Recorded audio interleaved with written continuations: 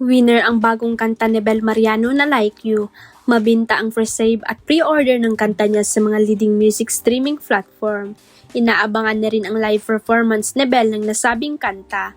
Ang nakakaloka kahit hindi pa nare-release ang nasabing kanta at kahit hindi pa ito napapakinggan ng mga fan, ay nagkokomento na sila na para kay Donnie Pangilinan daw ito. Hopya rin ang Don Bell fans na sana ito na rin ang gawing team song ng upcoming movie ng kanilang bias love team. Samantala, mainit na pinag-uusapan din sa online world kung sino ang bet ng mga fan na maging director ng reunion movie ng Don Bell. Parang hindi nila bet ang chikang si Direk Cathy Garcia Sampana ang napipisil na mag-direct ng pelikula ni Donnie at Bell. Base sa palitan ng mga komento ng fans sa isang social media forum, mas minamanifest nilang si Tonet Charuan o si Irene Villamor ang maging direktor ng pelikula. Mas mapapaarte raw kasi ng dalawang direktor ang Don Bell.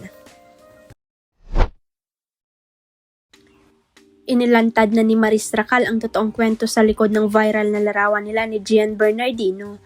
Kamakailan lang kasi ay umani ng samot-saring reaksyon ang post ni Maris kung saan makikita na sobrang sweet nila ni Gian.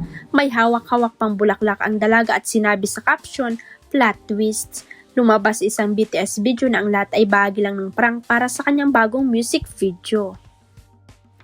Natatawang sabi ni Maris habang tinitingnan ang kuha sa cellphone, "Mukha tayong magjowa, tingnan mo." Makikita rin sa video na abala silang dalawa sa pag-iisip ng launch updates at kung anong caption ang gagamitin para sa kanilang relationship reveal ko no.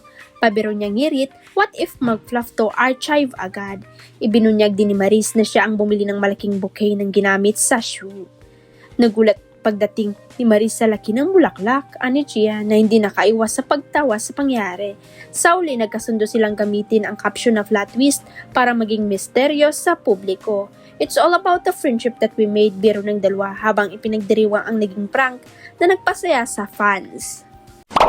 Huwag kalimutang i-click ang subscribe button at i-ring ang notification bell para sa latest chika updates.